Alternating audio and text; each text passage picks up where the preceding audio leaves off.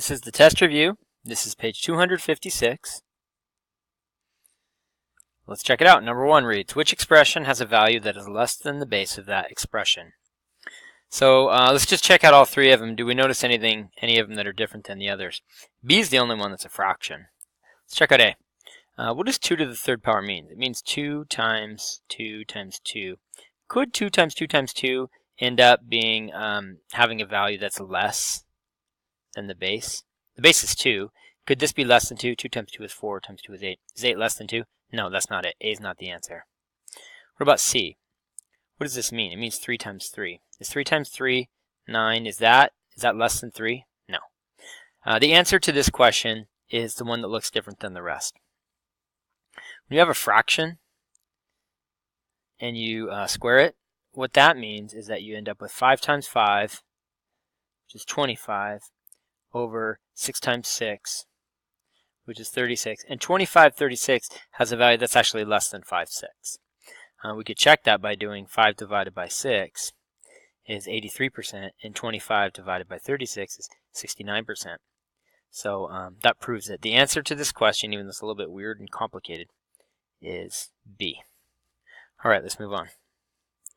Question number 2 reads, after the game, the coach bought 9 chicken meals for $5 each and 15 burger meals for $6 each. What percent of the total amount of the coach spent was used for the chicken meals? So let's go ahead and make a little chart here. How much did he spend on chicken? Well, the chicken meals were, there was 9 of them, and they were $5 each, so that's $45. And the burger meals were, there's 15 of them, and they're $6 each, so 15 times 6 is $90. And so what percent of the money was spent on the chicken? Well, in order to do that, you have to figure out how much money was spent on the chicken, which is 45. That's the numerator. The denominator is going to be the total, so we have to do 45 plus 90, and that's 135. And what do you notice about 45 compared to 135? Well, believe it or not, they both share a factor of 45. 45 goes into itself once, and 45 goes into 135 3 times. So you end up with this fraction of 1/3. And that's not the answer because it asks for the percent, but which one of these is equal to a percent? It's 33%. It's this one right here. The coach spent 33% of the budget on chicken meals. All right, let's move on. Question 3 says, which operation should you perform first when you simplify? Well, we've got PEMDAS, and parentheses is what we do first. That's not one of our options, actually. What they're actually asking you to do is identify inside the parentheses which operation. Would you do this addition or would you do this division? Well, PEMDAS says to do parentheses, exponents, multiply and divide, and then add and subtract. So the first thing you're going to do is this division right here, and that's the option B. So please select division. All right, let's move on. Question number 4 reads, for a game, 3 people are chosen in the first round. Each of those people chooses 3 people in the second round, and so on. How many people are chosen in the 6th round? So what this would look like would be, in the first round there's 3 people. So 1, 2, 3. That's the first round. In the second round, each one selects 3. 1, 2, 3, 1, 2, 3, 1, 2, 3. And this is going to be 1, 2, 3. That's the third round. What kind of problem is that? It's 3 times 3 times 3. And how many 3 times 3s is it? Well, it's going to be 3 times 3 6 times. So it's going to be 3 to the 6th power. Now, what is the value of 3 to the 6th power? What 3 to the 6th power means is 3 times 3 6 times. And we can get that. We're just going to go like this and do 3 times 3 is 9. And 3 times 3 is 9. And 3 times 3 is 9. And 9 times 9 is 81. And I've got one more 9 to do. So the answer to this problem is going to be 9 times 81. And I can do that mentally, because 9 times 80 would be 72. It's going to be D. 9 times 1 is 9. 9 times 8 is 72. The answer is D, 729.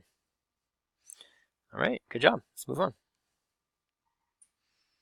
We're on number 5. Which expression shows the prime factorization of 100? There's different ways you could do this. You could do this on a ladder tree, or you could do this on a factor tree. 100 is a really good one to do on a factor tree, because you can just do 10 times 10, and neither of those are prime, so you got to branch both, and you could do 2 times 5. Both of those are prime, and that's true. 2 times 5 is 10, and this 2 times 5 is 10. So which one of those show this properly? It's 2 times 2 times 5 times 5, but we've got to use exponents. It's going to be A because we've got 2 squared, and there's 2 2's, and we've got 5 squared, that's 2 5's. So this would look like 2 squared times 5 squared. All right, moving on. We've got 5 was A, we're on number 6. Which number has only 2 factors? Well, 21 has 1 times 21 and 3 times 7, so it's not 21. 23, how many factors are in 23? 1 and 23, that's the only ones I can think of. How about 25? What goes into 25? 1 goes into 25. 5 times 5 is 25. So that has 3 factors. We're looking for only 2. And then 27. What goes into 27? 3 does. 3 times 9 is 27. So it's asking which is the prime number. Number 6, which is the prime number. It's 23. We should actually write the word prime here. 23 is a prime number. Prime is an important word for our upcoming test, so make sure you understand it. Number 7 reads, which expression is equivalent to 3 times 6, 3.6 times 3.6 times 3.6 times 3.6. Do you recognize here you're not supposed to solve 3.6 times 3.6? You're supposed to figure out which one of these would be equal to 3.6. Pay attention, it's not A. A lot of kids would look at A and think, yeah, if there's a bunch of 3.6's, it's just going to be times 4. It is to the 4th power, but it's not times 4. The answer is D. It's 3.6 to the 4th power. If there's 4 3.6's here, which there are, then we make 3.6 be our base and 4 be our power. And it never asks for the value. If it did, this would be kind of a complicated problem. But it never asks for the value. Instead, we're on number 8. Number 8 reads, which expression gives the prime factorization of 80? I'm going to do a ladder diagram for this one just for fun. What prime number goes into 80? 2 does, 40 times. What prime number goes into 40? 2 does, 20 times. What prime number goes into 20? 2 does, 10 times. What prime number goes into 10? 2 does, 5 times. What prime number goes into 5? 5 does, 1 time. This 1 right here means stop, it means we're done. And the prime factors are all the numbers on the left. We've got a bunch of 2's. We've got 1, 2, 3, 4 2's. That means 2 to the 4th power. We've got 1, 5. And if you're just not confident, you can go 2 times 2 times 2 times 2 times 5. That's 80. We got it right. It's D. 2 to the 4th power times 5. All right, let's check out the last question. It's a multitask.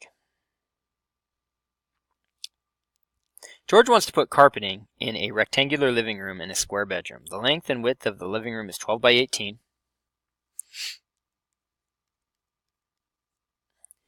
One side of the square bedroom is 13 feet. So the bedroom is going to be a 13 by 13. It doesn't say that exactly, but you have to understand that the word square means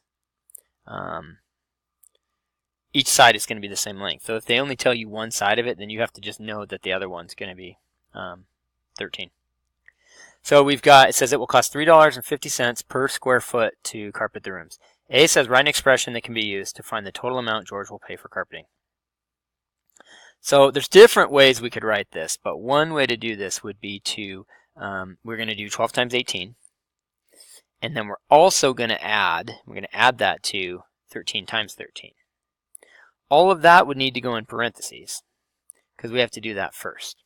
So this would get you the area of the rectangular living room, and this would get you the area of the bedroom. And there's probably a better way to write that. Really, I mean, it's going to seem complicated, but it really shouldn't be too complicated.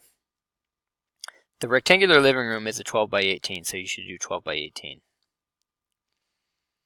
And then the square bedroom is just 13 times 13. The better way to write that is 13 squared.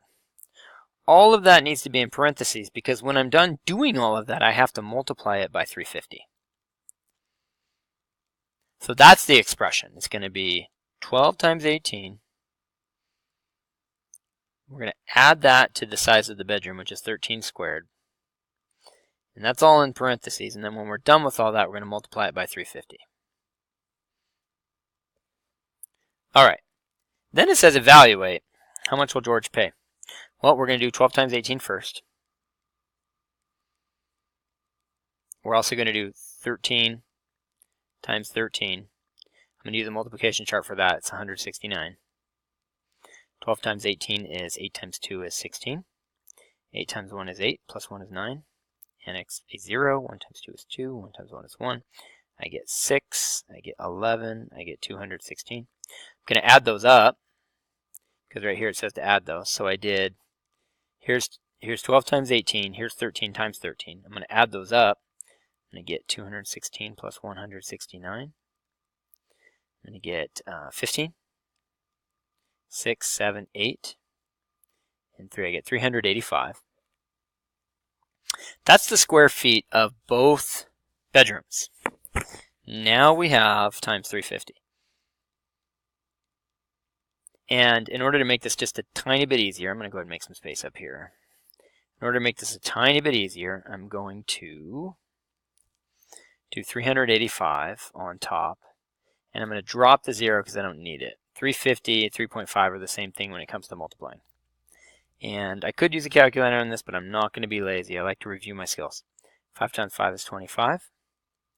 5 times 8 is 40, plus 2 is 42. 5 times 3 is 15, plus 4 is 19. Put a 0 here. 3 times 5 is 15. 3 times 8 is 24, plus 1 is 25. 3 times 3 is 9, plus 2 is 11.